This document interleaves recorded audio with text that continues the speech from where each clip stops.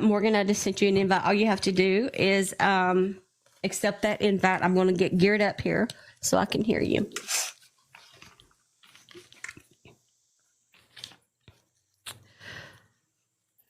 Oh my goodness. I don't have the best lighting, but I'm here, and let me know if you can hear me. Yes, I can hear you. Let me get this grid right here. Hello, everyone. All of you, hello. I've got a cough drop in my mouth. Whatever odds could have been against me was happening right before this video. I had a sneezing attack. I was coughing up a storm. So now I have a cough drop in my jaw, and hopefully I can keep it together for everyone. And I know you're exhausted. I know yes, you are. I absolutely am. But before we start rolling about me and Bradley and Austin, to Ava's family and parents that were in here, I'm praying to God for her to be brought home safely. And my heart goes out to you guys. It's not my daughter, but I'm dealing with something similar, and my heart almost just can't take it when I hear about things like that. So definitely praying for you guys. Thank you, Morgan. And for those of you who don't know, this is Morgan. This is the ex-wife of Bradley Stracener, who went missing on October the 30th, 2019 in Leesville, Louisiana, under very suspicious circumstances. I want to thank you all. We have reached, I'll set up a new goal here. I really appreciate that. Tonight's live goal, and I wanted to do I don't know why I'm stuttering tonight. I'm just so exhausted myself. I've talked so much today, I'm sure, like you have. And I've been all over town and this and that and the other. So I'm sorry if I misspeak tonight.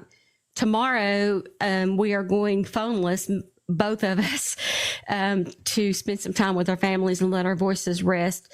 And Morgan, I'm just going to quickly recap, and you can go early. We don't want to make you, because stress can make the body sick.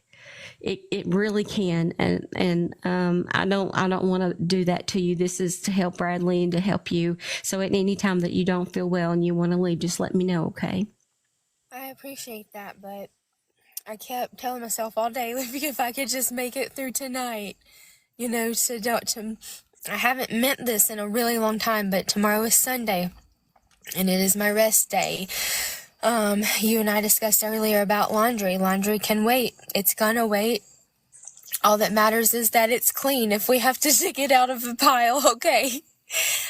So, yeah, we're gonna breathe tomorrow. That's what we're gonna do. I heard mama 1,000 times today, and hopefully I can make up for that 1,000 more times tomorrow. That's the plan. All right. So let me quickly recap here. Bradley went missing after he left his mother's home to take his girlfriend's car back to her. It actually was her grandmother's car, but she had borrowed it, and I guess he had borrowed it for something. And then the car was found abandoned not too far away, backed up to a gate to property that was searched, and nothing was found on that property. And they, in my opinion, the sheriff's office hasn't been up to par on their search efforts for Bradley whatsoever. And now we are here looking for more answers than ever. Here we are 5 years later, folks. 5 years later, we've got a child that is missing. His father, or a place to go to speak to his father, to lay his father to rest, if that be the case. And so it is up to us as a community to help to get the word out there. Yes, please send Morgan some gifts. She is needing some help with some legal stuff, as you can imagine, when you start a journey like this, the legal stuff can start to add up pretty quickly. It is not cheap to do this route. So anything you throw her will help her, of course, on this journey. And then she has a Cash App. I have another one. I'll have to look at my phone, but from memory, the Cash App is the money sign, where is Bradley Stracener? Money sign, where is Bradley Stracener? If I have a mod in here, if you could type that in the comments so that the spelling is correct. I think, Steph, that the Cash App would only allow me to do where is Bradley, and the other one is the Venmo, and I think I was able to do the full one, where is Bradley Stracener. Right. Okay. So the Cash App is money, where is Bradley? Yes, I believe so. The money sign, where is Bradley? Thank you, Amy. Does Amy TV look like she's typing that correctly? There you go. Thank you, guys. Yes, and her page is at where is Bradley Stracener. Yes. There you go. Thank you, Rox.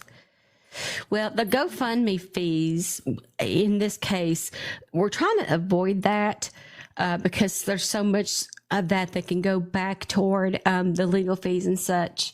So that's what we're trying to avoid. So if you guys can do the other way, so we can start looking into this case. Big Voices for Victims, thank you so much for getting ready to post Ava's picture. And you posted Bradley's picture the other day. That is so appreciative. Morgan, I think you keep hitting you keep pausing your life. Are you okay? I am okay. I was trying to minimize you. Oh, and I couldn't figure out how. I'm so sorry. Oh, no, it's okay. It's okay. All right. So back to Bradley. Morgan, do you want to recap for us very quickly Bradley's story? I've kind of started it off there. And then if you could, I want you to give us any updates that you feel we need to know. Okay. So if whoever was in with you and I last Saturday, a recap, and as far as anybody, if this is their first time ever hearing about me and seeing anything about Bradley's case, they could always go and look at my TikTok account and watch my videos, and that could catch them up. But as far as a recap in general of what I've shared to TikTok and what you and I covered last Saturday, as Steph said, she introduced me as Morgan, Bradley's ex-wife. He and I were married and we have a child together, and we were divorced for about 2 years before he went missing. I last laid eyes on him sometime in 2018. That was the very last time I'd ever seen him. And then fast forward to October 30th, 2019 is when he disappeared. He was driving his girlfriend's car the day that he disappeared, and he visited his mother, and she lived in Country Manor Apartments in Sandy Hill, Louisiana. It's right outside of a military base. And across the highway, he also visited two individuals at a home, Jason McDaniel and Danielle Gibson. Hopefully this dog, I don't have neighbors. I'm at my boyfriend's house. He has neighbors. Neighbors' dog. But, so he received some calls from Chelsea, to bring the car back, and he never showed back up in that car. The car was found less than 1 mile from Jason and Danielle's house, abandoned, unlocked, backed into a gate, or backed up to a gate with the keys in the passenger seat. The story gets mixed up, and I don't know why I stay hung up on that, but I think it's because somebody brought that to my attention. It's 5 years later, and whether or not the keys were in the passenger seat or the driver's seat, and whether or not that's significant, I really don't know. But the point that she was, the point of her bringing that up is that it's 5 years from now. And it's those tiny little details that we're not fully certain of anymore, So, that's really what we have against us here. But to carry on, so she was really worried that the car wasn't showing up, and the car was reported because it was actually at the start of some private property, and some people left out of their home and was like, that shouldn't be there. And then they came back home at the end of the day and the car was still there. So they decided to call it into the sheriff's department. And sometime between them leaving in the morning and these people getting back home and reporting the car, Chelsea's family had reported the car stolen. And they said, well, we know where your vehicle's at and you can come and pick it up. And so they did. And a few days later, Steph, do you recall that date? Was it November 5th? That he was actually officially filed, an official report was filed for him as a missing person. And so time went on. I wasn't worried. His family wasn't worried. Bradley has been known to camp in the woods for extended periods of time. He was an avid outdoorsman, hunter, fisher. He had gotten in trouble with the law a couple of times and ran away. We confirmed that the cops, no one was looking for him. He wasn't in trouble as far as any kind of legal trouble goes. But we kept saying, he's going to turn up, he's going to turn up. And the more time went on, and the more things I heard, and the more time that passed, and his family and I was staying in contact with each other, and nobody at all was hearing from him. And I really just started to get a really terrible feeling, like I had never had before. And I don't know, I can't explain it, but I just said, wow, something isn't right this time. And I drove up on Thanksgiving Day in the trailer park where he went missing from. And the first people I saw was working on a car. And they came out from under the hood and walked up to my window, and I asked, I told him I was looking for my ex-husband, and he just kind of looked at me and was like, "You're looking for Bradley?" And I said, "Yeah, Bradley Stracener, do you know him?" And the only response I got from these two individuals was them pointing towards a trailer that was kind of tucked in behind them. And they said, "If you want to know what happened to Bradley, you need to ask the people that live there in that trailer." And I said, "Okay, who are they?" And they said, "Jason and Danielle." And I tried multiple times to talk to Jason and Danielle. They would not speak to me. They still haven't to this day. They only have through FB, in comments and whatnot. They got served a search warrant. They were asked to come and talk to the sheriff's department, but they didn't show up. So they served a search warrant, and they lawyered up. Nothing was found in their trailer or the trailer park that they lived in through the search. They both took polygraph tests. One of their tests was inconclusive and one failed it. I can't remember which was which. They were troublemakers. They eventually got kicked out of that trailer park and have moved elsewhere. But fast forward 4 years after Bradley's disappearance, in the summer of 2023, a female came forward. Her name was Austin O'Banion, and she told the sheriff's department that she couldn't take take it anymore. She had to get it off of her chest. She had to tell what she knew, and that she knew exactly what happened to Bradley and who did it and where they put him. And she told a story of going to an abandoned house to purchase illegal substances, and she waited in the vehicle, and after a few minutes she heard 2 pew-pews and was brought inside against her will.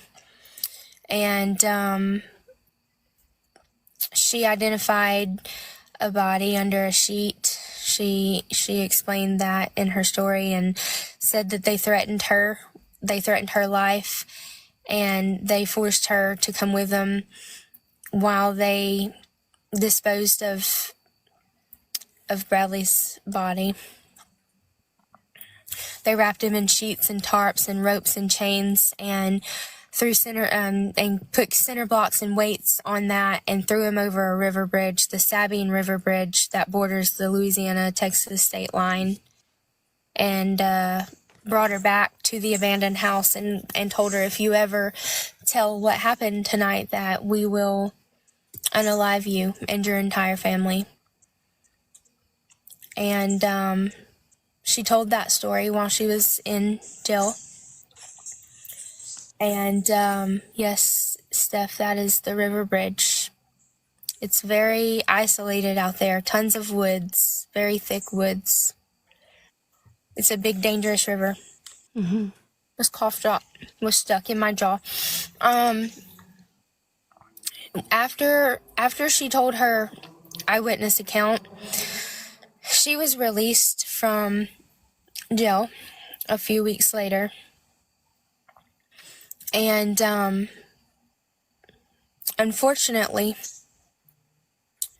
not very long after she was released, she was found unalived. In my opinion, just as they promised her. But however, the sheriff's department told me that it was an unfortunate coincidence. Her unaliving was an unfortunate coincidence, an apparent overdose, and that her story died with her. Even though she also passed a polygraph test. According to the person that conducted the polygraph test, she did as well as you possibly can on a polygraph test. She passed it with flying colors. So, in reality, I'm not only on a mission to solve Bradley's case, but Austin O'Banion's as well. I thought you might say that, because I was thinking along that she deserves justice too. Yeah. My heart has really grown for her. I've seen pictures of her with her family. She seemed like she loved them very much. My father was an addict, and that's a disease. But it doesn't define you as a person. So I know that she was a good, loving person. I feel like she was telling the truth. She had no reason at all to come forward and tell what she did, other than her being a good person and her not, she just, I can't imagine holding on to a secret like that and wondering what the right thing to do is and being fearful for your life. And with what she witnessed, she knew what they were capable of. Yeah. And she still told it anyway. And I've only spoke to her family once, but what I told them when I did talk to them is that as bad as I ever wanted to know what happened to Bradley, I never wanted it to be at the expense of another life.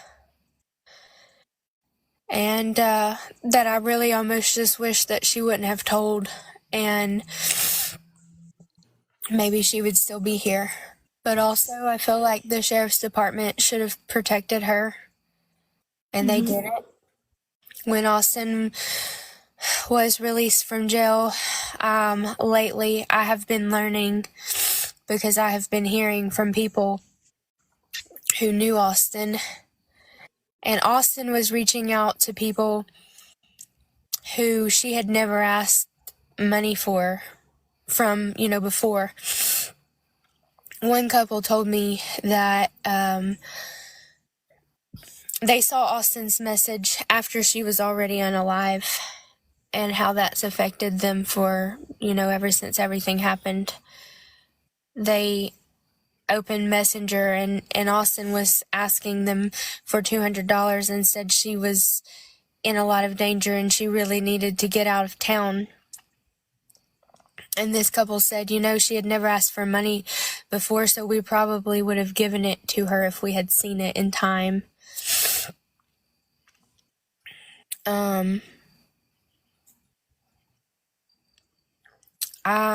I've spent too much time thinking about what that time was like for her, trying so hard to get away out of town and not making it out.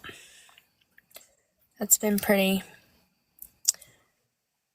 hard for me to go through and think about. Yeah.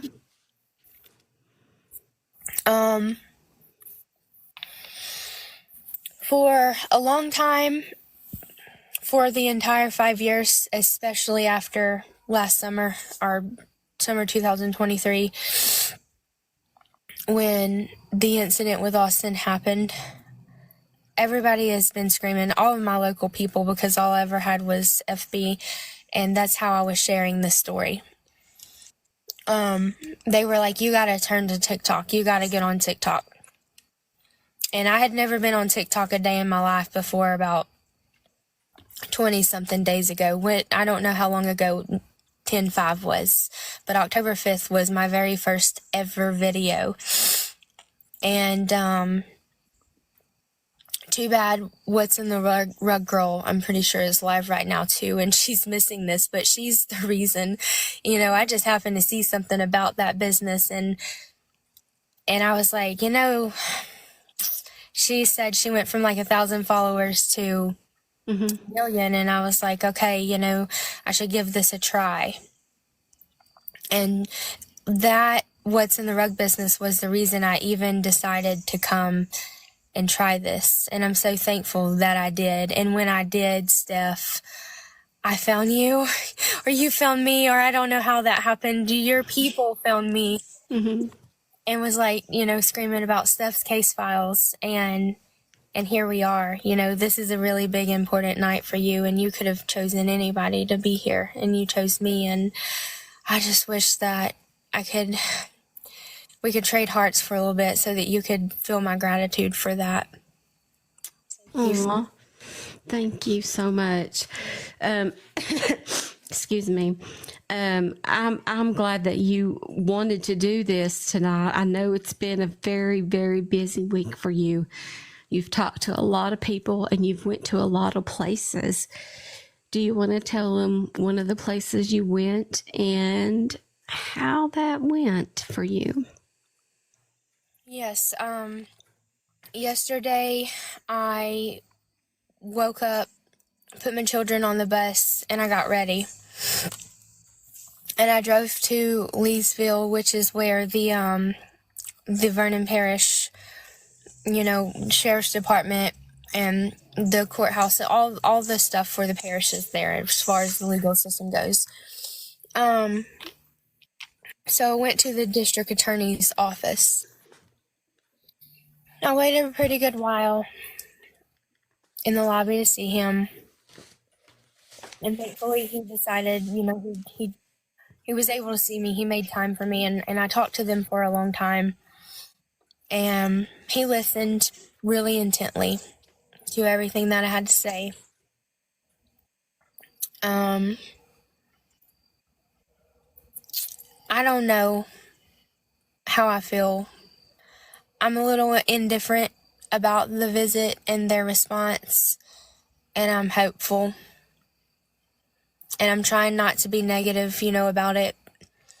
It wasn't as promising as I would have hoped, but the response that I did get from them is that I was telling them a lot of information that they had never heard, and that he was going to call the sheriff. He was going to have a conversation with the sheriff, and that the DA would call me back next week. But I said, and then what? And he said, I don't know, and I don't really have any information for you there, but we'll see, when I call you back. Now, the reason I did this, for anyone who's not fully and completely caught up, for 5 whole years, well before Austin came forward, the sheriff's department has had so many huge opportunities that they just completely dropped the ball on. They were so completely and totally neglectful. Along with all the little recap that I gave you, the biggest shocker of all is that 2 months before Bradley went missing, he wrote a letter.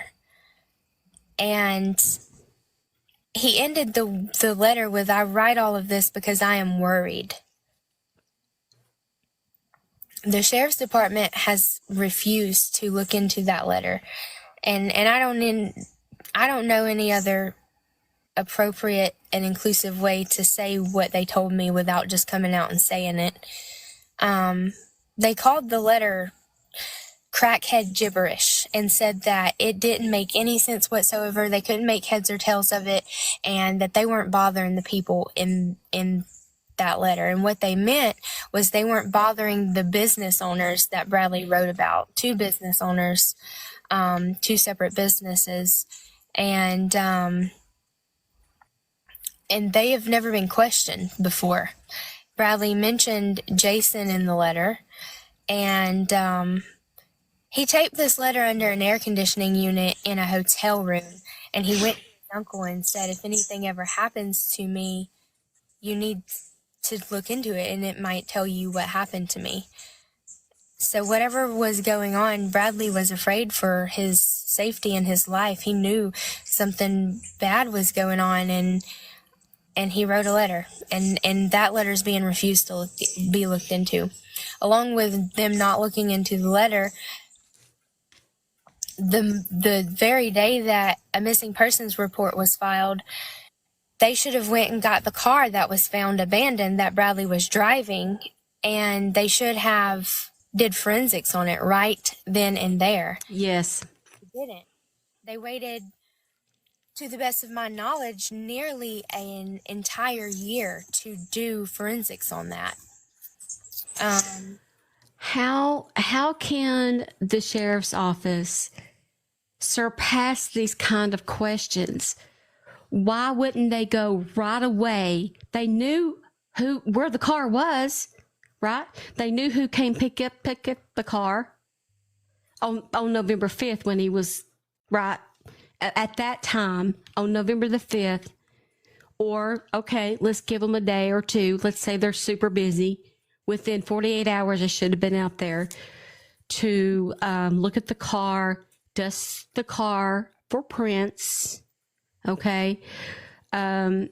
Ask them, have they ever asked them? You said it's back and forth. Have they ever asked them for sure, when you opened up the door, was the keys in the ignition or were the keys in the seat?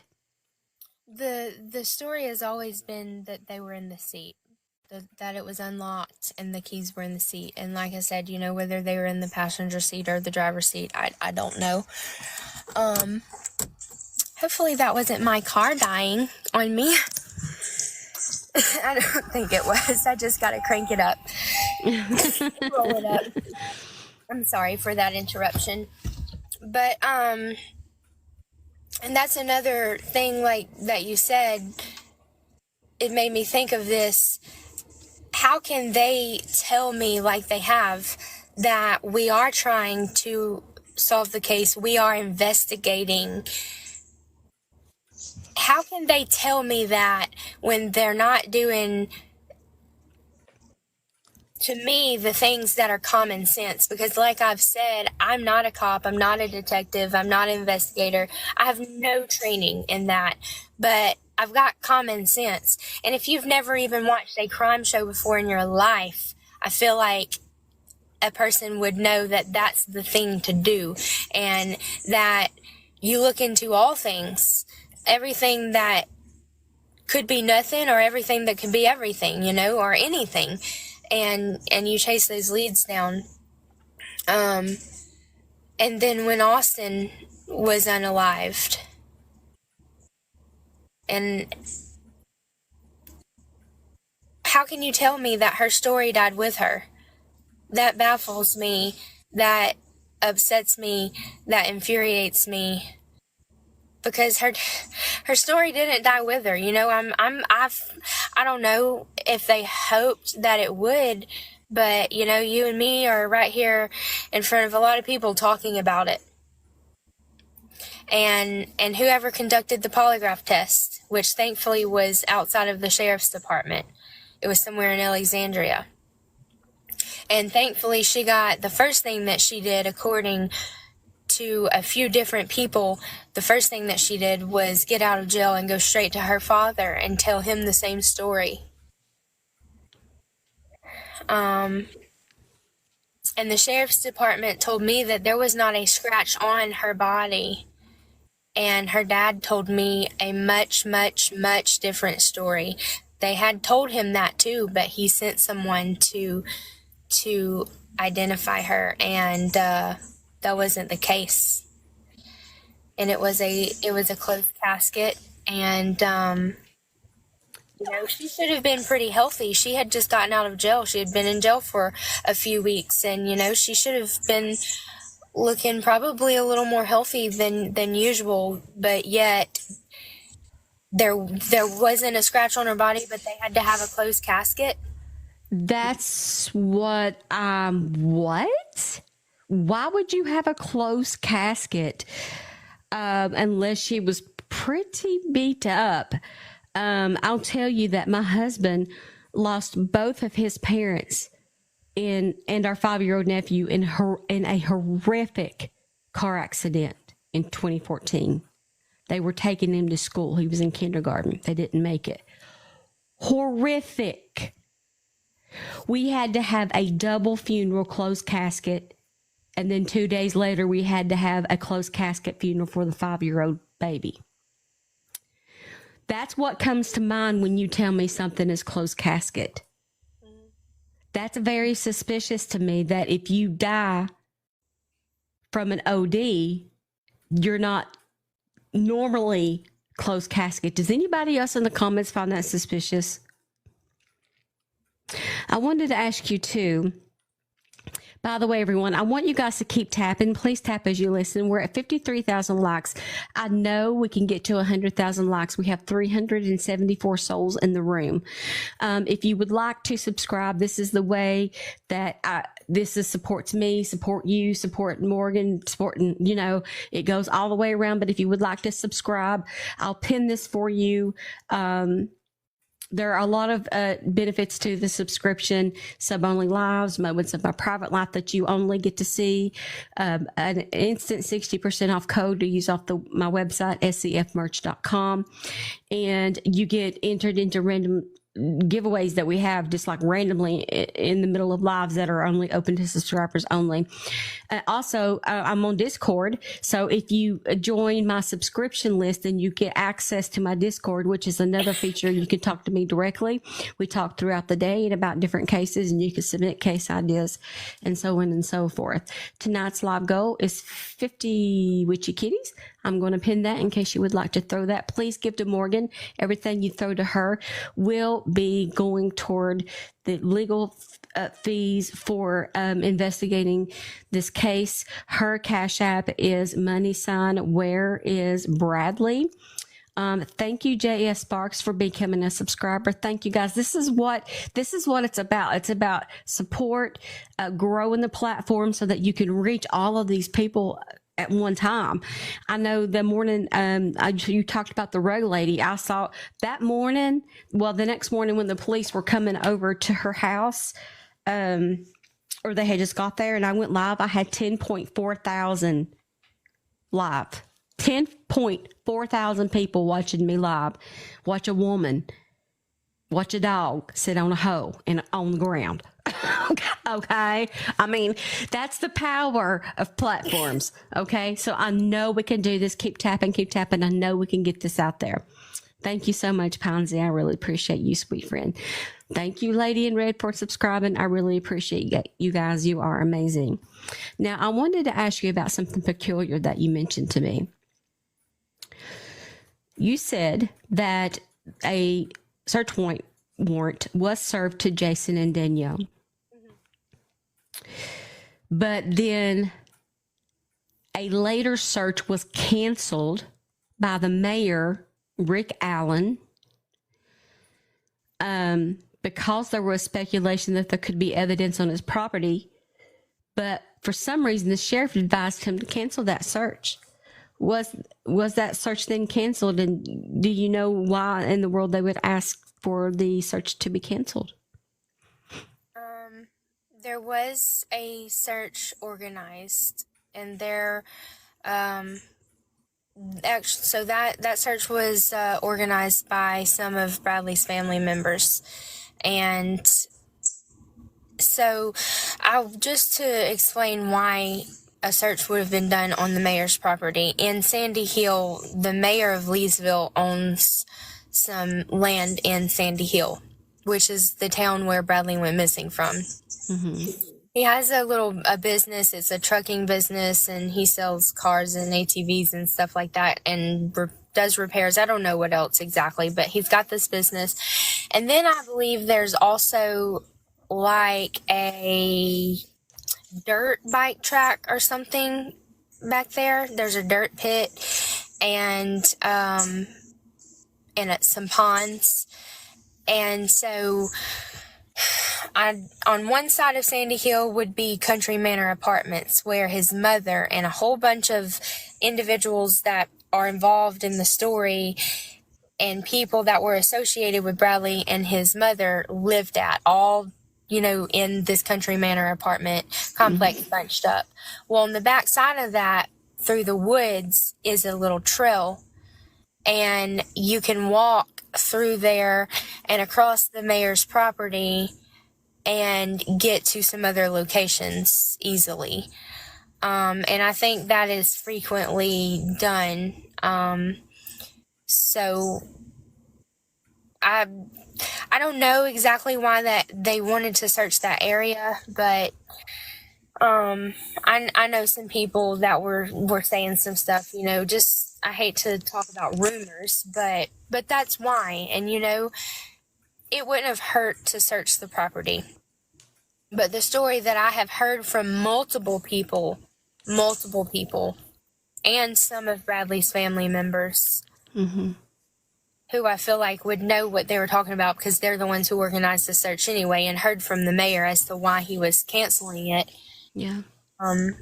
So he originally gave permission for that, and the reason he canceled it was he was advised by the sheriff to cancel that search, and it was only strictly due to liability reasons, if somebody was to get hurt on his property or whatever. But I feel like that's bullcrap. He's the mayor of a pretty large town. It seems like he would know the risks with that. So he allowed it and then cancels it at the sheriff's request. I have never, to me, the search of a human being outweighs the risk of someone getting hurt on my property in the process of the search. I'm just gonna put that out there. So what I wanted to do now is I want you, the commenters, one at a time, can come up to the panel and ask Morgan a few questions that you've been wondering or something you need to clarify. So at this time, I want you to request the panel if you want to come up and ask a question or two. It'll be one person at a time, and I'll let you down to let someone else up. This is totally up to y'all. Annabeth brought up a really good point. I'm sorry, Steph. No, you're fine. Bradley worked for the mayor at one point in time. He worked there at that place I was telling about. The mayor has work release people from the jail. So inmates come and do work, at his business. Mm-hmm. And Bradley worked for him while he was in jail and out of jail. So that was a good point, Shanna. I'm glad I caught that comment and was able to say that. Tanya says she's been following since this happened. Since 2019, or since you've learned about it on TikTok. Somebody else was in a neighboring town, and I can't remember, and I don't know if you're still in here, but they commented that they've heard about this story too. And it's one thing to hear about it, but when are we as a society going to take action to put in action in motion and start holding these agencies responsible for revisiting these cold cases? It can't stay. I mean, it's not like it's New York City here. Come on. There can't be that many cold cases on the desk at the Vernon Parish Sheriff's Office. I'm not saying there's not important things happening there, but I'm just, somebody's slacking. That's my personal opinion, and I'm not normally so verbal, but I have looked at all of this and I've read this story, and I just cannot for the life of me figure out why more people weren't questioned. It's not like like they said, go down to the river and hop in this dangerous river and just run around in a raft and see if you can see anything. You got to talk to people. You got to have them in for interviews. You got to link it. That's what there are detectives at your office that are paid by taxpayer money do. They investigate. I don't feel like there's any investigation going on here. I don't either. I had a very long conversation with a legal resource today, and he's really upset about all the opportunities that they've just literally let slip through their hands. And I don't know. 5 years is a long time, and I don't want to be negative, but what can we get back at this point? We've got the letter. Will they finally question people in the letter? Because like I've said, a lot of, if the people's watched my videos and heard me on your show last weekend, that I don't care who you are. The President of the United States, right is right, wrong is wrong, and I don't care who you are. So if it's a reputable business owner, so be it. Why did Bradley write about them? And why did those reputable business owners look me in my eyes and tell me they didn't know Bradley? And then when I called them out, all of a sudden they would be glad to speak with me. And I'm going to tell you right now, the people of TikTok were ripping them a new one. They were like, but I thought you didn't know Bradley. Why do you want to speak to her now? What could you possibly have to tell her now different from when you looked her in her eyes and said you didn't know him and you couldn't help her? Mm-hmm. And my only response to them saying that they didn't know him was, he wrote about you in a letter. He lived in your apartment. He did handyman work for you. I have literal witnesses that saw him there and knew that he lived in your apartments and went and picked him up from there, you know, but yet you didn't know him. And he wrote very specifically that Glenda Dean told him, shut your mouth and go back to work, whenever he went to them to talk to them about something that was troubling him. And that was her response. You need to shut your mouth and go back to work. Mm. But then they look me in my eyes when I just bump into him in town and ask him about Bradley and say they didn't know who Bradley was and they can't help me. And now all of a sudden want to talk to me again. And no, I did not ever call them back yet. I'm going to leave that up to some of the legal resources that, with the grace of God, will be helping me. They have agreed to help me, but they have a staff to pay, and I have to pay the fees to pay for their services. And that, that makes sense, and I understand that, but at this point, it's coming up with those fees. And so I just have to wait, and I have to pray. And I have to depend on my community to help me to get there. And I really love what these people have to say that I've been talking to. I was, the two people I'm talking with were actually recommended by two separate people that didn't even know each other. And when I tell you I was on the phone with these people for 3 hours and 30 minutes today, to say that they care is an understatement. And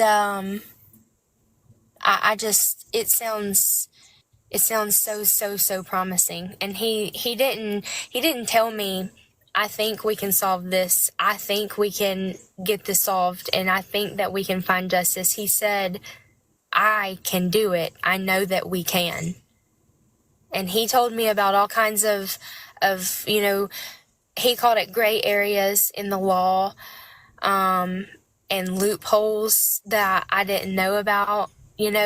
He's given me suggestions and his legal advice already, and I haven't even paid him a dime yet, so he's already helping me. And some of the information that he shared with me was extremely helpful, and I can't wait to get started on some of that.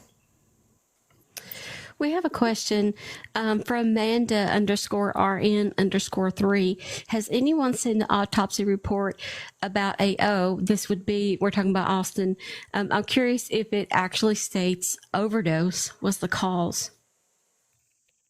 I do not know that, and I have not seen her autopsy report. But I know that that's one thing that these legal resources that I've reached out to plan to do.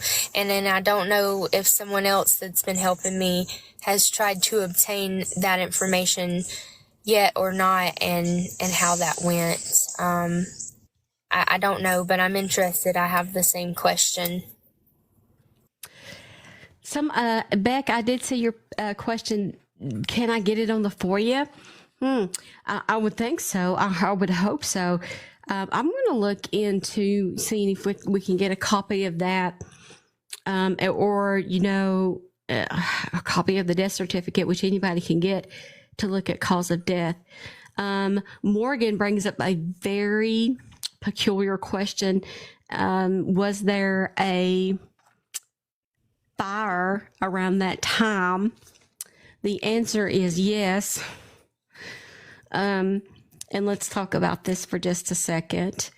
There was talk in this letter that there was some suspicious activity with some people that he was around and some things that he did not want to be a part of. One of the things was the possible burning down of a home for insurance purposes. And he clearly stated that he didn't want any part of that. Can you tell us what happened with that? Was there an actual house that burnt down? Yes, there was. One of the people in the letters, his name was Danny K.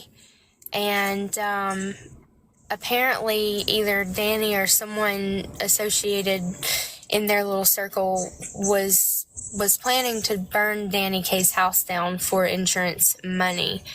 And Bradley felt like there were some weird things going on, almost like possibly that they were trying to frame him for that.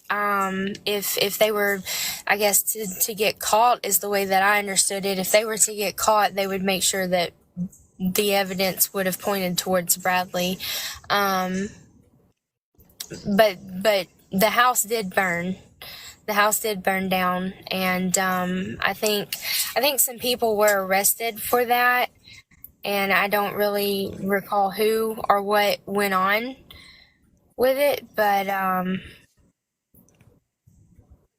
somebody's saying about a hot shot, but yes, that did happen. And I mean, Bradley wrote about it in the letter, and the house burnt, and even still, the sheriff's department will not investigate the letter. Somebody named Charlie is asking, did this Danny K have a son named Josh? I do not know. And I know that it would seem like I would have done a lot more research, but these people live in a much, much different world than I do. They do things and are associated with things and people that I wouldn't dream of doing or having association with. I do not know if Danny K had a son named Josh. I don't know if I should really say this or not, but I do believe that possibly Bradley's brother's biological father is Danny K. So that would have given Danny K a lot of a big association with Bradley's mother. Interesting. Mm-hmm. There were a few people arrested in connection to that. One of the people arrested, which Morgan has not had a chance to speak to, we're not going to say a name, but and neither have I, and I don't know anything about this person at all, but one of the people arrested in connection with that burning down mentioned that they knew what happened to Bradley, but not only that they have photographs. And police seem to have disregarded that information too. Someone reached out to me and they wanted to reach out to me to tell about their encounter with the detective at the sheriff's department. She had heard, possible information that she thought was worthy of sharing with the sheriff's department. And so she went and visited them, and she described that visit as a bother to them, that they were very uninterested in what she had to say. And at one point, the detective even rolled his eyes and said, "That's information that we've already heard and we've disproved it." But that's so annoying to me, because it doesn't matter if you've heard the same bit of wrong information 10 times. You're a detective and you have 2 unalived individuals, and I just feel like you should sit there and at least pretend like you care and not roll your eyes at this person who has worked up the courage to come forward and tell you something that they felt was important. Let me confirm, is the sheriff That was sheriff in 2019. He is still the same sheriff. Correct. He's been sheriff since I was a little girl. I was about to ask, how long has he been sheriff? I don't know exactly, but I'm 31 years old, and as a very little girl, under 10, he was the sheriff.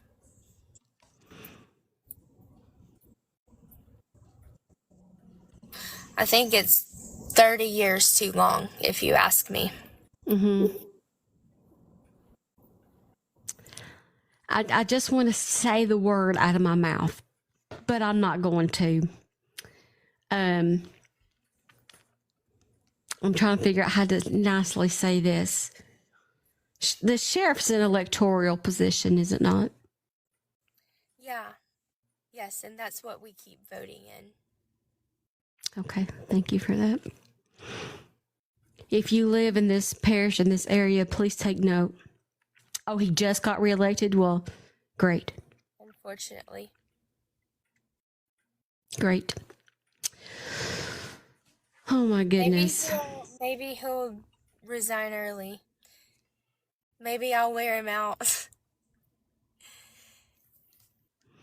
If you're requesting to come up to the panel and I don't feel like you have a legit account and you have no followers and you're not following anybody, you're not getting up here. So far, we've not had anybody, and that's okay. I'll read your questions in the comments just as good. But I'm telling you right now, you ain't getting up here, okay? I'm just going to scroll and see if I can see. Jessica Adams asked, do we know if there was or who did it, an autopsy? So we were talking about that. I'm going to see if I can pull that information to see what information led them to the conclusion that this was for sure. I'm not saying it wasn't an overdose. I'm sure they done blood work and, forensics and all that. But what we're trying to say is, are we sure that she done it to herself? You have to question these things because that's what they'll do. If you are a known drug user, that's the perfect cover up because nobody would second guess that. And we just want to we want to get people's minds thinking logically about this and analytically about this. Who do I know? What did I hear? Was I at that party that one time? And then somebody said that they were with Bradley that night. And I didn't want to talk about it all these years. Or wait a minute, I do remember that. Anything. Because go ahead. Krista said something funny that I've already covered in one of my videos. She said, at Where is Bradley Stracener, maybe you should run for sheriff.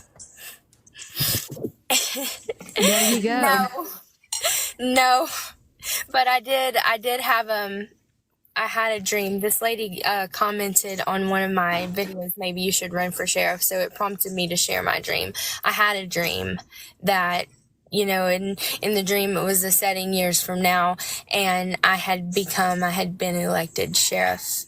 And in that video, I said, because I think we have roughly 48,000 people in our parish, which it's not a lot of people because it's a very big parish, but it's spread out. But anyway, I was like, you ain't never seen 50,000 people act so right before as when I was sheriff.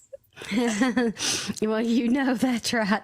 Hey, Sweetness, thank you for coming up. Do you have a question for Morgan?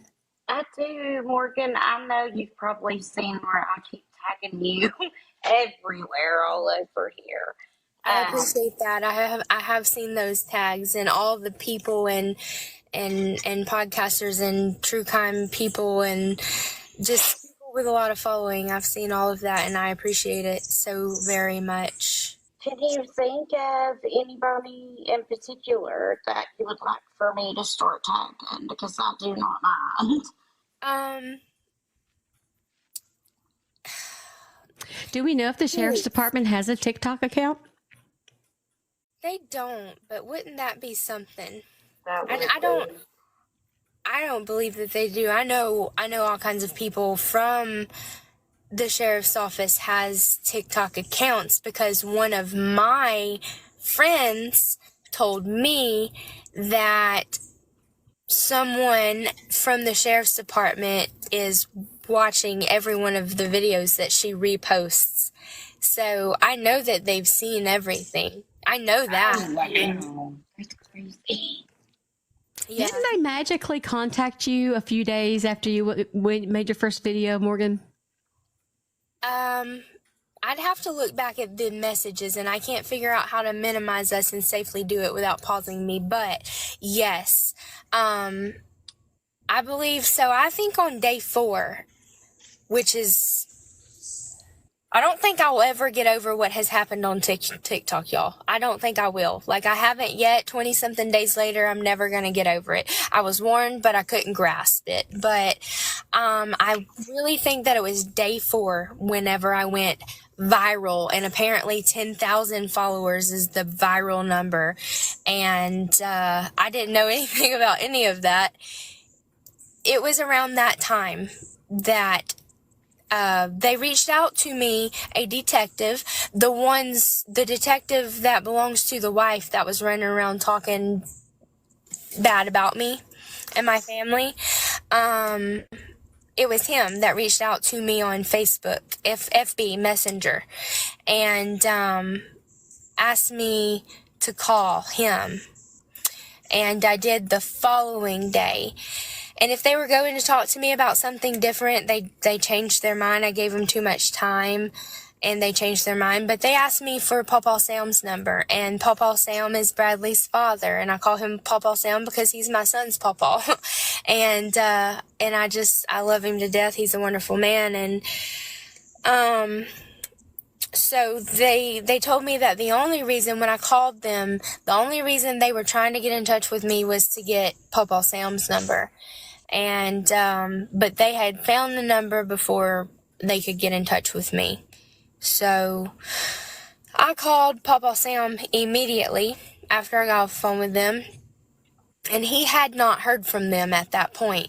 But they called him very late that night, like at 8 or 9 o'clock that night, and said that they would like to have a meeting with him and Tony is Bradley's mother.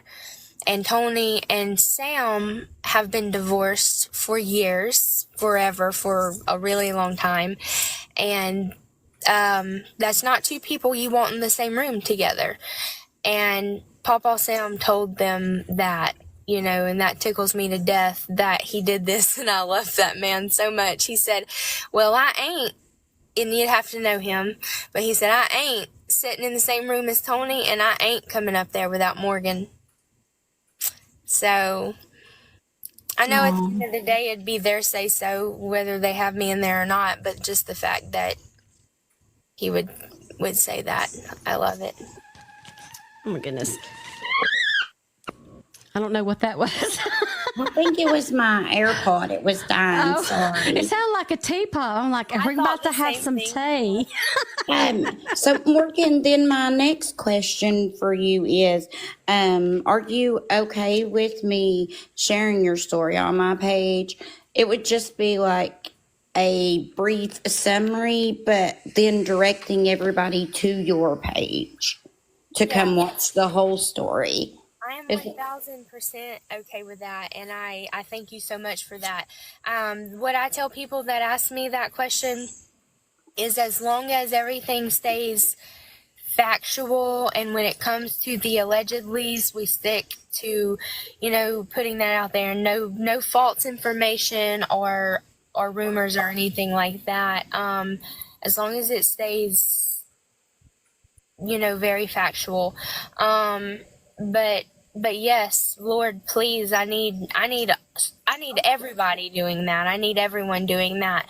I need everyone calling the district attorney's office. You want to call the DA, Terry Lambright, in Vernon Parish? You want to send letters? You want to email? You do that. Okay. Also, the sheriff's office itself, you know, catch their phone on fire, please. You do that. I will be more than happy to do that. But my deal was just to share the missing person. I didn't even talk tonight. The missing person poster, and then just say, please and tag your page. Please go watch the story on her page. That's where you'll find all the information type thing. That would be very helpful, most definitely. Okay. All right. Well, I will get on it for you because I do not mind to help at all. Well, I appreciate that so very extremely much. Just still every single day. I know I say it every time I get on here, but I'm in disbelief at people just like you reaching out and offering their precious time on this earth for this cause. Well, it pulls at my heartstrings. I live in the South as well, and I grew up in a small town, actually, in Tennessee. And I could see this being something that would happen to my baby sister. She's been in and out of rehab and on and off drugs for 10 years. And because she still lives in a very small town that's corrupt, I worry, like at some point this could be me sharing my sister's story. Thank you, sweetness. Mick, did you have a question for Morgan? No. Sometimes they click it by accident, or, if they're tapping to like, they'll click invite, and then they don't mean to come up here. Oh, you're definitely not getting up here. I'm going to be exiting out this guest request. I know, and it's not happening. Stephanie, I was going to tell you about the missing girls case that you was speaking on right at the beginning. Ava? And you were saying that they were thought to be going toward Oliver Springs, but Kentucky. That makes sense to me. I grew up in Oliver Springs, so you can go through Oliver Springs to get to Briceville, which will lead you, the other side of Briceville leads you right out into Rocky Top. I'll still call it Lake City my whole life. Does it? Bam, you're on the interstate. Yes, ma'am. Yes. Oh, yes, I know where Rocky Top is. Yes. And then bam, over the mountain and you're in Kentucky. Yeah, so that would be a way if you wanted to go and not be like on a main road or interstate or anything like that. That would be the way to go. You would go through Oliver Springs and then through, I don't know, we've always called it the Cove growing up there, but that will lead you to Briceville. And on the other side of Briceville is Rocky Top. It comes out right there at Rocky Top where the Piggly Wiggly used to be. Yep. I know. Yeah. Yep. I know where you're at. And then bam, you're right on the interstate. So yeah. Sorry, Morgan. I just wanted to share that too right quick. But maybe that'll be helpful to her parents. That's right. Thank you, sweetness. I'll let you down now, but thank you for coming up and asking Morgan that question and giving us all this great information. And I always enjoy you. Thank you so much. Thanks for having me. Thank you. Okay, let's see. We've got another panel guest. Y'all were being like, nope, not happening. Bye. Okay, let me scroll up in the comments and see if there are any other questions. Caitlin White says, so what's Tony say? Can you clarify, do you mean in regards to this whole thing or a topic in particular? I'm sure his mom is beside herself. Charlie says, I'm betting the deans are connected.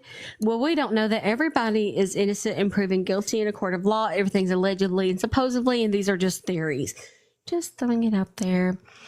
Thank you, Rox. Any help is greatly appreciated. Money signed where is Bradley. That's the Cash App if you guys want to donate anything that goes toward all the legal fees to get this investigated. Only Trish says Bradley's not the only cold case here, but solving this could clear up others. That's what we're saying. It's not that no other cases deserve to be solved, but I believe that Bradley's case deserves to be looked at. I'm losing my voice. You're losing your voice. Hold on. It's because when you talk as much as we do, your voice is like, really? Can we not freaking rest or what? So that's what tomorrow is for. The worst thing happened to me just a minute ago. I'm surprised nobody was like, what is she doing? But I took a sip of my drink, and apparently my kids had drank out of it earlier. And let's just say I sucked up something through that straw that was unwanted. Oh, gross. I almost couldn't carry on. Gag reflexes was kicking in. I was like, oh no, I can't do this right now. Yeah. You know what? I have to say, the nastiest thing I've ever done. It's a nasty habit my husband dips. But I can't tell you, especially over we've been together for 32 years. I cannot tell you how many times this has happened. Whether I was drunk and wanted the next thing that was near that to drink, and it was his spit, or I thought it was my Pepsi. That happened once when I was a little girl. It was my dad's, a Dr. Pepper can. And when I tell you, it just was never ending. Like, I feel like it was strung from my belly button to my throat. I could not. It was so bad. The worst thing I've ever experienced. It's nasty. Mentally nasty. It's a mint. Who's our viewers? They're all going to be up chucking. No, we did make 100,000 likes, you guys. We're at 127.9 thousand likes. There are 339 souls on the room. Roxanne is saying Uncle Story ? I don't know what that means. Jessica Adams says we could petition to have an outside agency perform a new autopsy. So the thing about that is that there would have to be significant evidence, because you're talking about having somebody brought up out of the ground. I know there's a word for it. I'm not even thinking of it right now. Disturbed to do a new autopsy. There would have to be significant evidence. The Murdaugh case comes to mind. You know what I'm talking about. Someone asked, is the legal team Morgan is mobilizing from outside the parish? Abso-freaking-lutely. You bet your noodles. Yes. Mm-hmm. Thank you, Rox. You're doing such a great job reminding everybody that they can Cash App money sign where is Bradley, but make sure it's BRADLEY. Make sure, because Cash App is horrible. You'll never see your money again if you send it to the wrong person. Shanabeth says, when Austin told Bradley about being in the car, they drove to the river, why didn't they check the vehicle? See, when she did, we had talked about that. That is a curious question. Why did they wait so freaking long? Were they that busy? No, they were not. They were given the opportunity to search the vehicle that the vehicle. Now, you know, all of this is according to Austin's story. I want to keep reminding everyone of that. In Austin's story, Bradley's body was transported in Jason and Danielle's white Ford Explorer. The sheriff's department was offered that vehicle because someone bought that vehicle off of Jason and Danielle. They then called the sheriff's department and said, hey, I have this vehicle. Do you need it? Do you want to do forensics? Like, y'all can I'll bring it to you. And they literally said, no, we don't need that. We have no need to search that vehicle. Mm-hmm. Yeah. Hi, Lola. Did you have a question for Morgan? Hi, can you hear me okay? Uh-huh. I'm just wondering, the Cash App that's the mod put in the chat says, where is Bradley? Is that, I know earlier today I saw your video for the Venmo, and that one was, where is Bradley Stracener? Yes, ma'am. And so the Venmo is, where is Bradley Stracener, but Cash App is just, where is Bradley? That is correct, ma'am. Cash App would only allow me to do a shorter one, and Venmo allowed me to put his whole name, I believe. Okay, so then the Venmo that's where's Bradley Stracener, that's in somebody else's name. It doesn't say Morgan, right? Yes, that is correct also. I'm so sorry. I should have cleared that up. That Venmo is under my mother's name, but it's connected to my email and my number, and so that's the way that we did that one. I'm so sorry for not making that clear. Her name is Lisa, and it is safe to send to that one as well. Okay, thank you. I just wanted to make sure that I had the right one. And while I'm up here, I saw in the comments a couple of times the question, if you don't mind, do you have any idea how much legal fees you'll need? Right now, what I'm looking at starting with, and this is a retainer fee for him, and who knows what else they may run into, but the retainer fee alone is $3,000, and that's $2,999 more than I have. And I laugh to keep from crying. Because I knew that it would come to this. The earlier I was, everything was fresh, and I had just gotten off the phone with him, and I was in pretty bad shape, because this is truly to God the very last thing that I ever wanted to do was have to ask people for money. And it was a very emotional moment for me to go on there and ask for that, because I was furious. My heart was broken, and I was furious because, they've let so much slip through their hands and just flat out not did their job, to the point that now I have to call in outside help and ask for people, for money from people that don't even know me to help me solve this, when the people in my parish should have already solved this.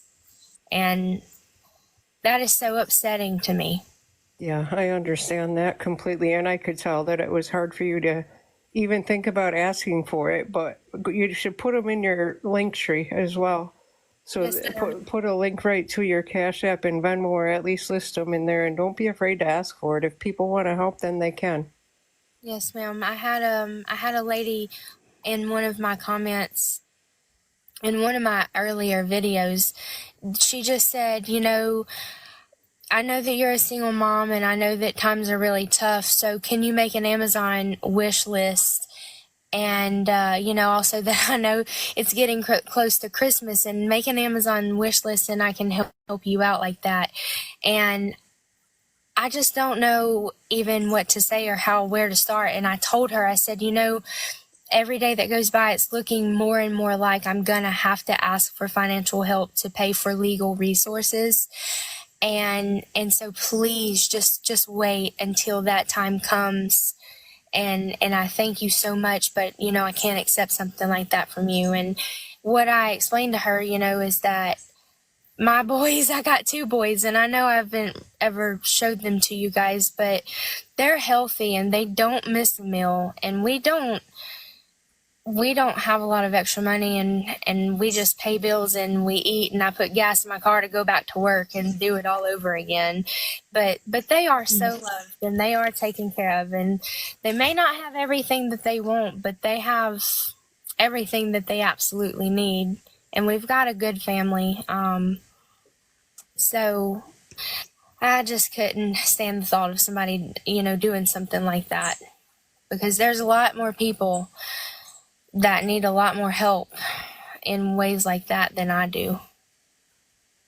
For sure. Well, I don't think you should feel bad for putting it in there for the legal fees, at least. Put the Cash App and the Venmo up there. And like I said, if people don't want to or can't give to it, so be it. But then that way, if people can, don't feel bad about it. You've been working really hard at this, and you're doing a good job. So keep on hanging there. I appreciate that so very much. And yes, that's definitely the goal. I think that by obtaining these legal resources, it's going to free up my time, because, and I'm not going to just drop off the face of the earth, and you guys are definitely going to keep hearing from me, but, I'm not going to have to sit at the DA's office for 2 hours. That'll be his job, and things like that. My Fridays will be my Fridays again, hopefully, so. Okay, I'll get down so Steph can get up here. Stephen, you should come up here. Thank Thank you, Ms. Lola. Stephen Crabtree, thank you, Lola. I appreciate you. You're very sweet and kind, and I appreciate your time, ma'am. Thank you so much. Stephen Crabtree, I'm so glad you're in the house right now.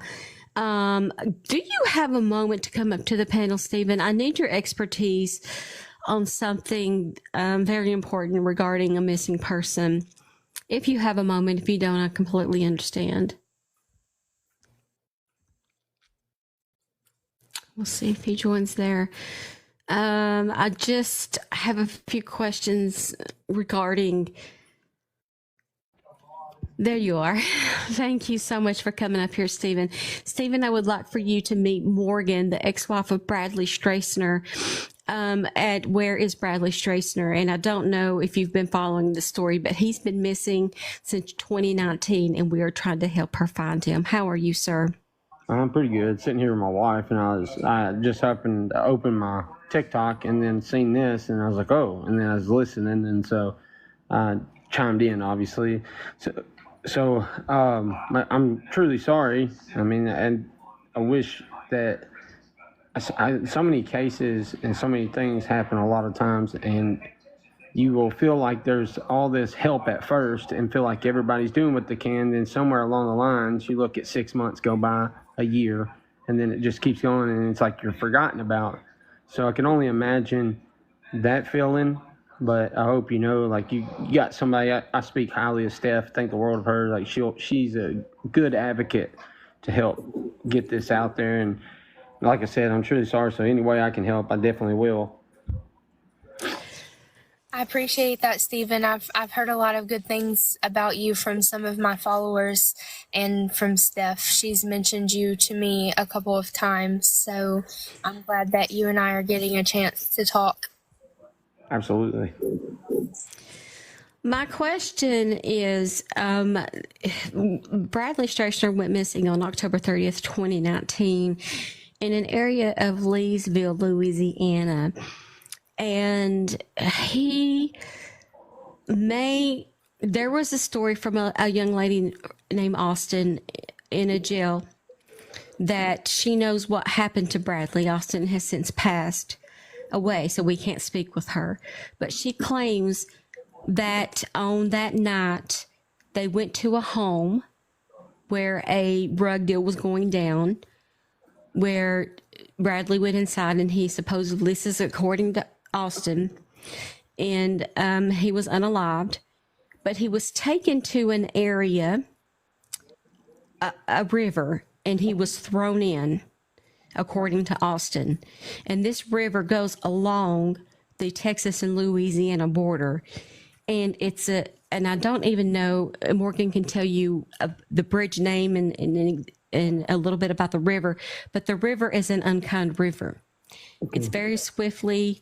It depends on the weather, if it's down enough. Depending on conditions, would a river like that have a chance for sonar search?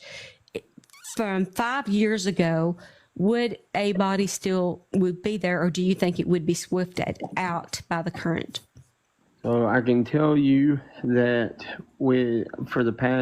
so a lot of people don't know that I actually spent probably about 2 weeks with somebody before I would make the absolute choice that I would be out there, right? Like even like I'm doing on the Cumberland right now. But from what I understand from him, so it's just like the GPSs, right? When we threw those out to see where they would catch at, there was like GPS number 2 would catch 13 low spots that it would get hung up in, and it would shoot back out. The key details would be those, wherever those eddies are, right? And the possibility that he may still be there. That I can tell you what a diver told me. And most of y'all are very familiar with this diver. A lot of times you'll see that these people go down, they dive on the vehicle, and they'll find a person in there, given there are certain things that they are seeing. But as far as a body, then it's very unlikely, as long as it's still fully intact, if that makes sense. And I'm talking about skeletal side, because it's the problem you run into now. This is what I got told the other day. Even with 8 months, water temps being as high as they are, like then I'm talking about very warm temps. It's unfortunate because what happens is it's going to essentially I hate to use this term, I'm sorry, whereas Bradley, I don't mean to say, it will shred anything apart. Now if it's a very like fast moving water, absolutely, because you got to think that the bottom part of the water moves faster than the top side. That is something we've had to learn. Now he could, do you know by chance, did they have anything tied to him? I'm assuming they would have.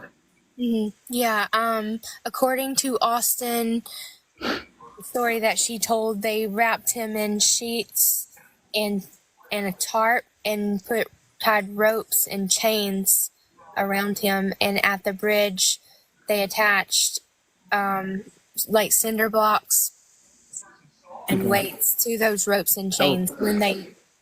So this is what I'll tell you. So if they have those ropes on that, right, and it's a tarp and everything else, then here's the positive side, okay? Positive side is he will still intactly be in there. So unless that's shredded. Now, this river, you would have to... Even 5 years later, after he, his body decomposed. Well, yeah, because here's the thing. Tarps don't just decompose. Blankets don't just decompose. And I mean, it's the same aspect. So dude, just literally, I think it was probably a little under a week ago, we pulled out like what looked like a rug, and it was absolutely a comforter from the water. So again, fully intact. Now, how long it was in there, we don't know about that. But what I can tell you is unless there's a reason for it to break down, and just because it's in water doesn't mean my shirt's not going to break down in water. Does that make sense? Yeah.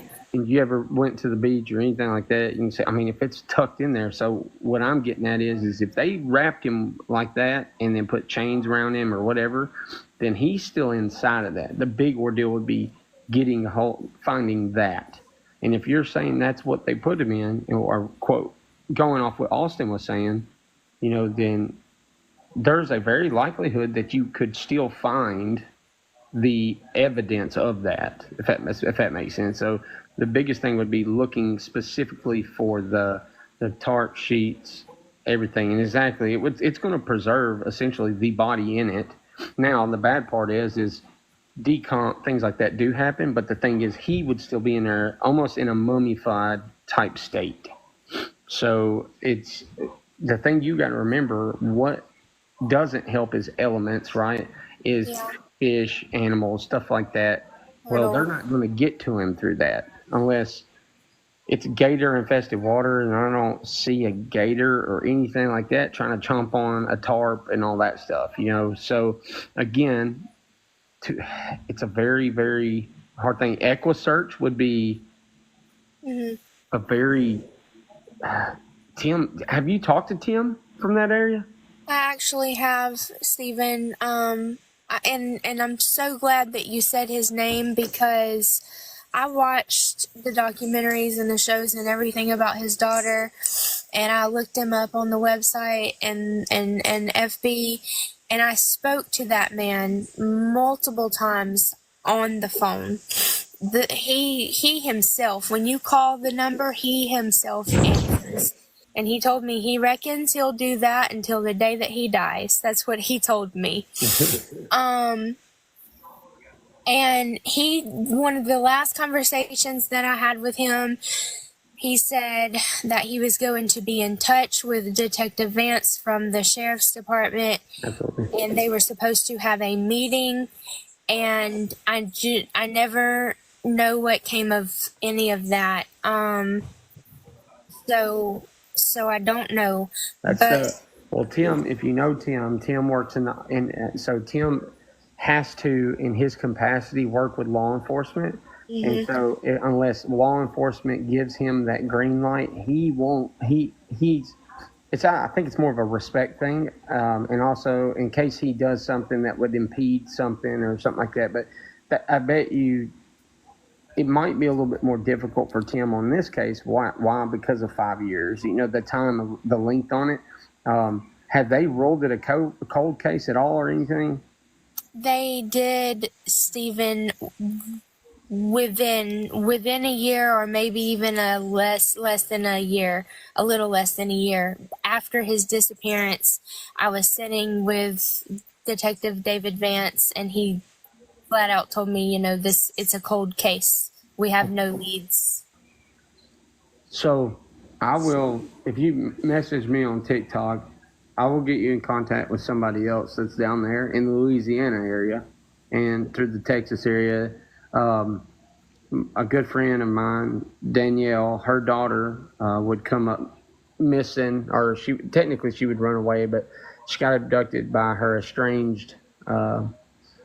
She's the adopted mom. The birth mother abducted, took off with her. So they would meet a team down there. That team is who I would assist back when that happened. Her name's Danielle Velez.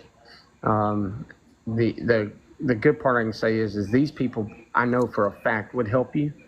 I'll help any way I can also, but I know them being within your vicinity could absolutely help you. And so if you send me a message, then if you give me, now I probably can't do nothing tomorrow, but I could absolutely Monday get y'all linked in together. So it's very funny that you say that, Stephen, because I keep saying that in my TikTok videos when I'm telling everybody about what's going on.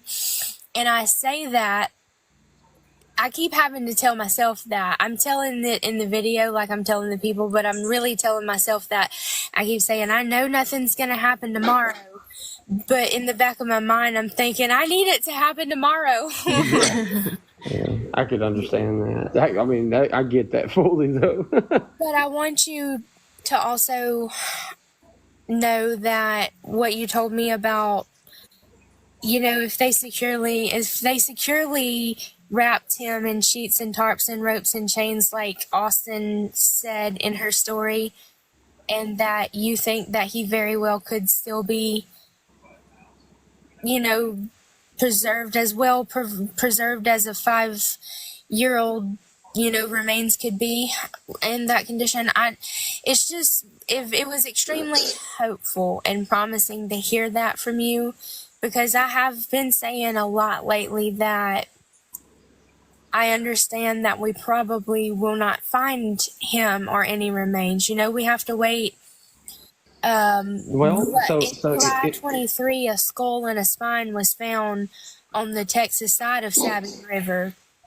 And, so I know if we ever found anything, in my mind, it would be something like that. But for you to tell me that, it was very promising to hear. If they absolutely had him in bed sheets and then put a tarp over him, then unless that tarp, you got to think that tarp's going to have to come unwound with all the ropes and everything like that. Now, I'm not saying it can't, with the swift water, but then again, you're talking about they went through a lot to make sure that he wouldn't come out of that, So what I can say is just I feel he will more than likely still be there.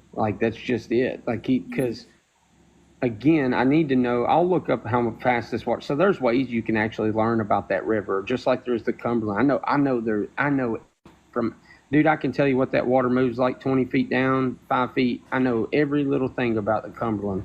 So what I can tell you is the water around it, there is local geological places that are keeping up with this. So is the Corps, that they keep up with it. So what I can say is there's a lot of hope, and it's obviously that bringing him home whole is there, right?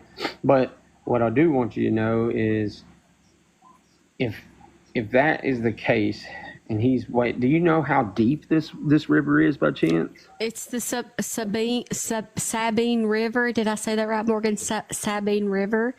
It borders Louisiana and Texas. It's a really dangerous river, Stephen. It claims a lot of lives every year. Is it a white water raft? No, it is not white water. This is muddy, murky, disgusting water. It's Mississippi Mississippi places. Gotcha. Yeah. Can I ask you a real question here? Is and I'll talk to Steve Fisher. Steve's going to know. Everybody knows now I'm really close to Steve. I don't know if you knew that, Steph, but most everybody knows I'm very close to Steve. He's not everybody's cup of tea, but I'm going to tell you this. The man knows his shit. He's good. So he's going to be able to know more in depth. And I don't know, have you talked to him? Me or Yeah. Steph? No, you. And who is Stephen Fisher? I mean, I'm sorry, Tim Fisher. No, it's Steve Fisher. So there's Tim from Equisearch, and then you got Steve Fisher, and Steve is a private investigator on top of a SAR, search and rescue, and does this for a living, just like Tim. I haven't spoken with him. No, sir, I haven't. So what I'll do is I'll get you in contact with him, and that way you can learn first person stuff instead of going through me. Mm-hmm. I'll share his number with you, and then I'll text him to let you know. And see, they're saying it's 48 feet deep, and that's really not that bad, actually. It's going to be right now. It's fortunate for this situation, but unfortunate. Last summer and this summer here in Louisiana, and I don't know where you are, but we've been very, very dry.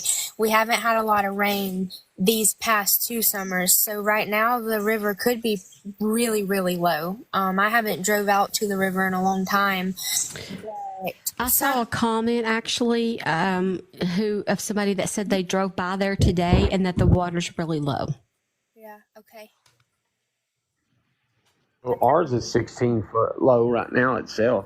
So like when Sebastian went missing, it's 16 foot lower in a year, and Martin has not came up. So what I'm thinking is yours most likely you're going to be around 16 foot, somewhere right in there also. Depending though, y'all's heat's a little bit different than ours too, man. So I can get you Steve. I know this for a fact. If you used to call Steve tomorrow, he'll answer. So I'll text him and let him know that I'm going to send you to him. And it's just in a ways of general questions, because I would feel more comfortable and confident with you talking to somebody who does this for a living with search and rescue and has been in every situation known possible, from swift water to high angle to, I mean, you say it, he's done it, seriously. This man just had surgery and literally was out on the side of a mountain the other day looking for somebody. So he's really good at what he does, man. And I think that if you could talk to him and hear how do I say this?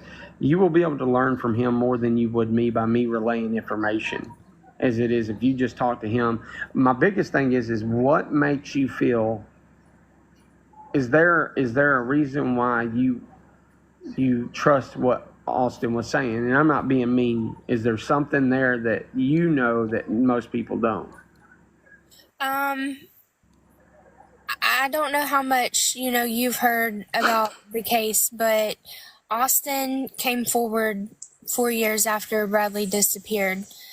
Austin had no reason at all to tell what she told. Okay. She wasn't facing any big jail time, anything like that. 2 of the people that she told about in her eyewitness account were suspects from day one, and they were present at the abandoned house where her and Bradley drove to, where he was unalived.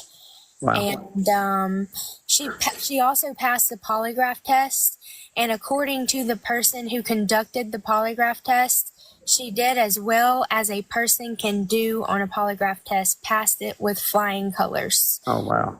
And when faced and threatened, it was more of a threat, with charges. She had every opportunity in the world to just take her story back and say, I didn't mean it, it was all a lie, or whatever. But she, when told that she, could possibly be charged in this case, she started crying and she said, well, I already figured that, but it doesn't matter. At least I have this off of my chest now, and Bradley's family is know what happened to him. Right. Well, and so that it kind of bothers me for you to know that. I mean, because you would think law enforcement would have been very proactive, but they're in their head. They're probably. Did you know that most law enforcement agencies do not have a trained SAR, trained agency, nor do they understand decomposition? So, there's a lot of factors. Steve's the one that taught me all this. So, what I would tell you is you need to communicate with Steve. Steve might also know assets to you that's in that area. He's very well connected. And Tim, you know what? It makes me upset for you with Tim because I know Tim would love to help you, but Tim's hands are tied, and that's what that is. The times that I talked with him on the phone, I could literally feel his sincerity. I know that what he told me, he meant what he said, and I don't know why. That was just one more thing where the ball was dropped. I don't know or understand. Because time. The way they look at it's 4 years later at that point. No, he was going to be coming in to search long before Austin told her story. Oh, wow. Okay. Yeah. So that's a ball drop. That's what that is. Yeah. So I'm fixing to get off here and watch TV with my wife because I'm going to get strangled. Well, tell your wife we appreciate her sharing you with us so that you can share your knowledge with Miss Morgan. That's really awesome. So what I will say is, please, if Steph's got my number, if Steph's cool with giving it to you, then get Steph to give you my number. Shoot me a text. I'll send you Steve's, and I'll help any way I can. And then I'm gonna get you the information to the other one. I'll call Ty and see if he can't get a hold of you too. And then that he's down there with that other searcher. They're a ministry. They're kind of like a church organization, though. It's weird. But they're everywhere, and they're really good. They're really good. They came in for Velez. I'll put it this way: right when Abigail was reported missing, within 30 minutes, this place, the SAR teams had people on ground and on foot with dogs. It's incredible how fast they acted. So I've been close to them ever since.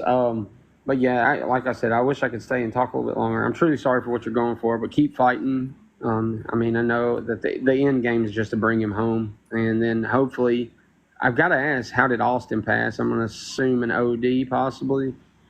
She was found unalive, face down, completely unclothed in a trailer park less than 48 hours after she was released from jail.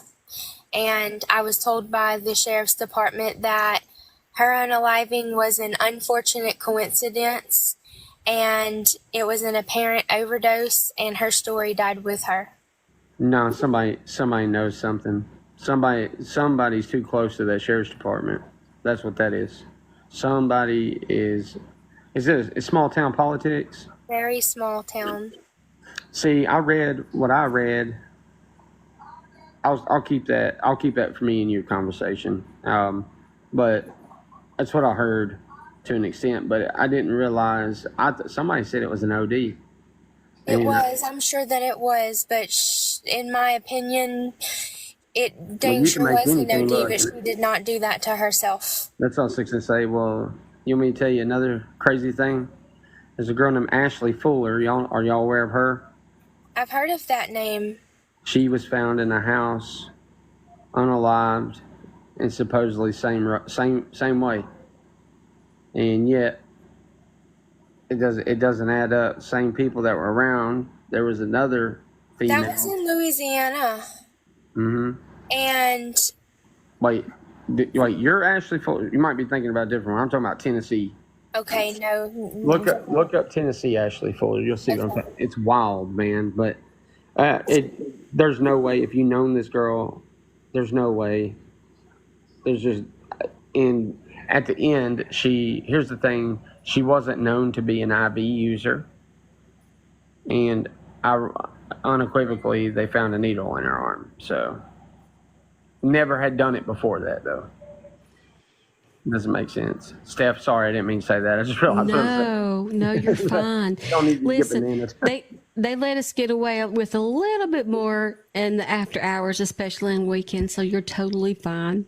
Well, I hope y'all have a great night. Thank you for letting me come up. I'm truly sorry. Steph, give her my number. And then if you need anything, Steph, you know where to find me. Y'all have a great night. Yes, sir. Thank you. Thank you, Stephen. No problem. See you.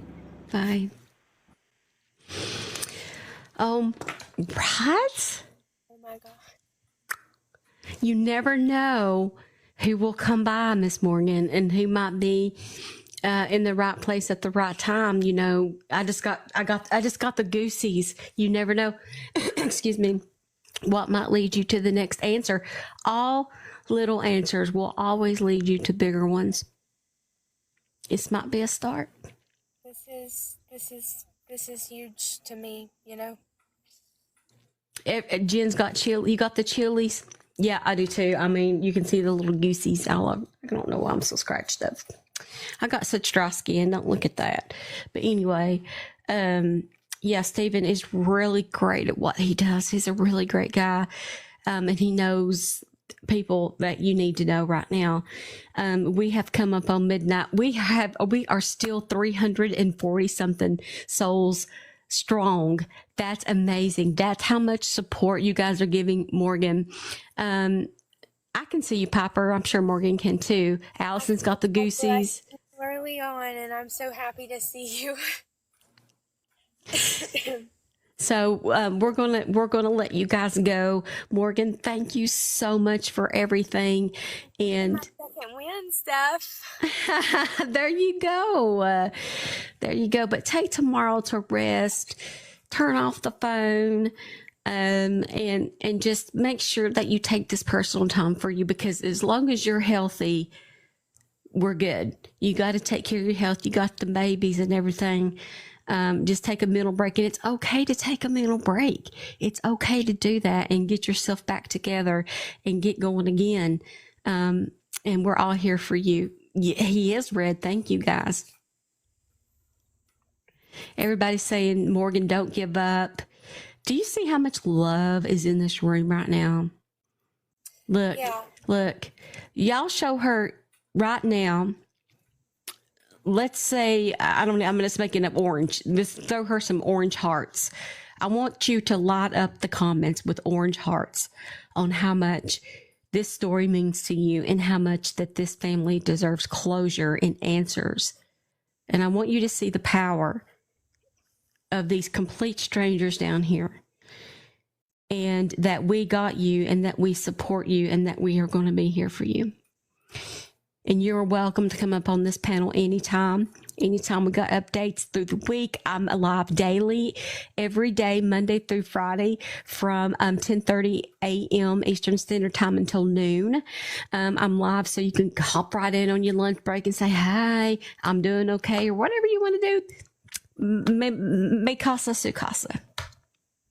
That's the goal, and I've already thought, and I've just decided that anything big or small that happens, you and TikTok, you guys, and you know, of course, things that I can share, because sometimes I have some things and information that I can't just come out and blah like I want to with you guys. But I promise you, you are the one, you know. Not that I would never work with other podcasters, but they're never, ever, ever going to get information before you. I promise you that. Well, I consider us friends first and foremost, and I'm always here for you. You could call and text me. I don't care if it's 2:00 in the morning. I might not get it, but if I do, I'll answer always for you, always. Thank you, Steph, and to every person in this and that has watched for any amount of time tonight. Thank y'all so much. This was great. Steph and I were so tired when we started this, but I think that we're ending with really high spirits, and we needed that. We needed all of you, and Stephen was phenomenal. That opportunity, Lordy, I have no words yet again. But yeah, it's amazing. And thank you all so much from the absolute bottom of my heart. Thank you, Morgan. Please get some rest tonight and know that you are loved. I say I'm gonna call you kiddo because I actually am old enough to be your mom. I would have been a teen mom, still possible. So get some rest, kiddo. I will. Thanks. Now, Piper was like saying go live right after this. Who knows? Can I give him 5 minutes? I think I could. It's your platform, you know. If you got a second wind and you want to go live, and y'all make sure you're following her, by the way, so that you don't miss any updates.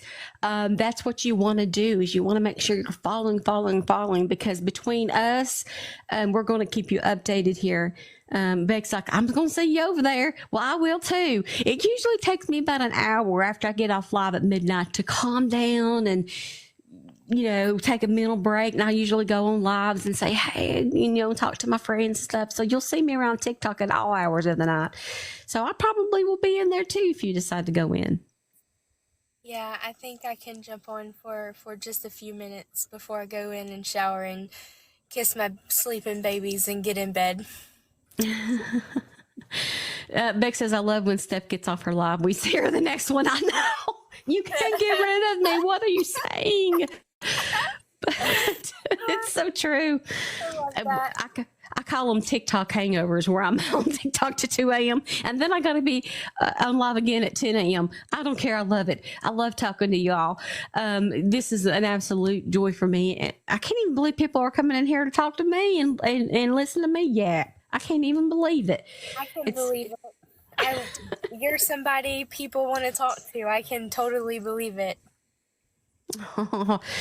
Yes, Brenda says, Morgan, get your mental and physical rest. Absolutely. Thank you, Morgan. And everybody's going, no, I'm just kidding. It's okay to yawn now. All right. Well, you have a good night and I'll see you later. Thanks, Steph. Yes, ma'am. Bye, Bye-bye. Morgan. All right, guys, you know that you are making my dreams come true right before my eyes. You know that I love each and every one of you very much. I enjoy you much. Together, we are amazing. We are an amazing community. Please know that you can follow me on any social media platform. All you have to do is look for the same username and logo. I'm on YouTube, Facebook, Twitter, which is X, Instagram, and an app called Scoops with a Z. All you have to go is to the App Store to download that. We are family. I got all my sisters and me. Krista. We are not singing at midnight. No. Her name on TikTok is @WhereIsBradley Stracener. If you missed tonight's live or any part of it, I'll have the entire live on my YT channel tomorrow. And you will be able to watch the whole entire thing. But for now, make sure you follow @WhereIsBradley Stracener. And, yes, and remember Ava missing in Maryville, Tennessee. Ava has been shared on Blount County Sheriff's Office and all local news stations. That's good. 15-year-old Ava missing from Maryville, Tennessee. Make sure you go to my page and watch that video. And if you sign up for a subscription, you get to join me on Discord absolutely free. That's an extra perk. You want to talk to me on Discord all day? All you got to do is hit that subscribe button. I'll pin it right quick before I leave, or you can hit that gold star down there. There's also other perks like sub-only lives, a 60% off code that you can use on all my Overstock boutique items. My boutique totes failed. I don't even care, honey, because I tried it and it was great. I went down fighting too, honey. But now you can get all those savings, and you get personal moments of my personal life that only you get to see. I'm going to post pictures from my granddaughter's first birthday party that we had today. Thank you guys so much. I don't even want to let you go, but I'm going to hop over here and go continue to support Morgan. And I hope you do too. Thank you, Krista. Thank you, Mods. Thank you, Rox.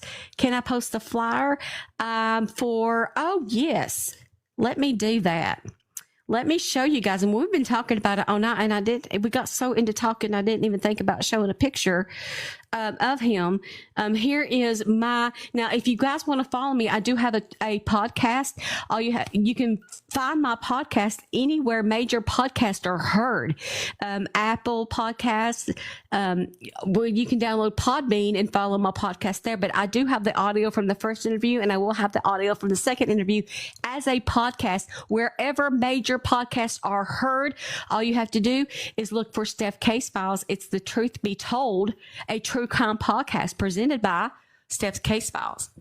And there's the cover for episode 1 of Where is Bradley Stracener, but there is a photo of him.